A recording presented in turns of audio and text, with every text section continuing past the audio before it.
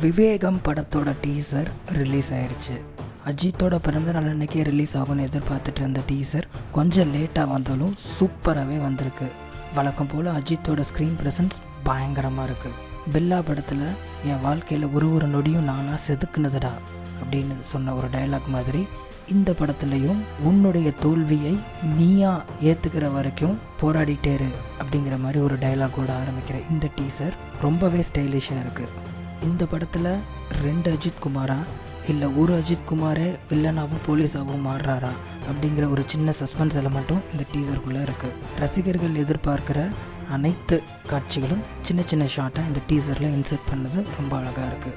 For example, ஒரு மரத்தை பிடிச்சிட்டு புல்லப் பண்ணுற மாதிரியான ஒரு ஷார்ட்டாக இருக்கட்டும், பைக்கில் ஃபாஸ்ட்டாக போகிற ஒரு ஷார்ட்டாக இருக்கட்டும், இல்லை 2 இன்டர்லிங்க் ஷார்ட்ஸில் வெவ்வேறு சீன்ஸில் அஜித் தன்னுடைய கூலர்ஸ் எடுத்து மாற்ற ஸ்டைலாக இருக்கட்டும், எல்லாமே பார்க்க பயங்கரமாக இருக்குது.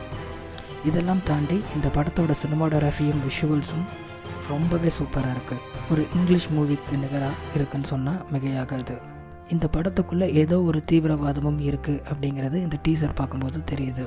இந்த படத்தில் அஜித் போலீஸாக இருந்து தீவிரவாதியை எதிர்க்கிறாரா, இல்லை சூழ்நிலை கைதியாகவோ இல்லை வேறு ஒரு சில காரணங்களுக்காகவோ மக்களை காப்பாற்றுறாரா?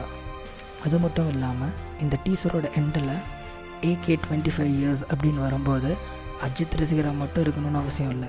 எந்த ஒரு சினிமா ரசிகனுக்கும் கூஸ் பம்ப்ஸ் கண்டிப்பாக வரும். சில படங்களோட டீசர் ஓரளவுக்கு தான் சாட்டிஸ்ஃபை பண்ணும். ஆனால் இந்த விவேகம் படத்தோட டீசர் லேட்டாக வந்தாலும் செம்மையாக இருக்குங்கிறது தான் உண்மை. என்ன தான் அஜித் குமாரோட பர்த்டேமே ஒன்றா இருந்தாலும் தலை ஃபேன்ஸுக்கு ட்ரீட் என்னவோ இந்த விவேகம் டீசர் ரிலீஸ் ஆன டைம் தான்.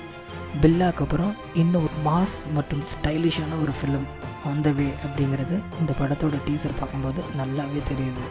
இந்த ஃபுல் டீசருமே அஜித்தை சுற்றி தான் நடக்குது. அஜித்தை தவிர வேறு எந்த கேரக்டரையுமே அவங்க எஸ்டாப்ளிஷ் பண்ணல. மங்காத்தா படத்தில் this is my fucking game அப்படின்னு சொன்ன ஒரு டைலாக் மாதிரி இந்த படத்தில் அதுவே கொஞ்சம் பாசிட்டிவாக நெவர் எவர் கிவ் அப் அப்படின்னு அஜித் தன்னோட டோனில் சொல்லும்போது சான்ஸே இல்லைங்க. தன்னம்பிக்கைனாலே அஜித் தான். அதுலேயும் அவரோட படத்துக்கு கீழே பிலீவ் இன் யுவர் செல்ஃப் அப்படின்னு போட்டு வரும்போது அது கண்டிப்பாக அஜித்தை தான் ரெஃப்ளெக்ட் பண்ணுது.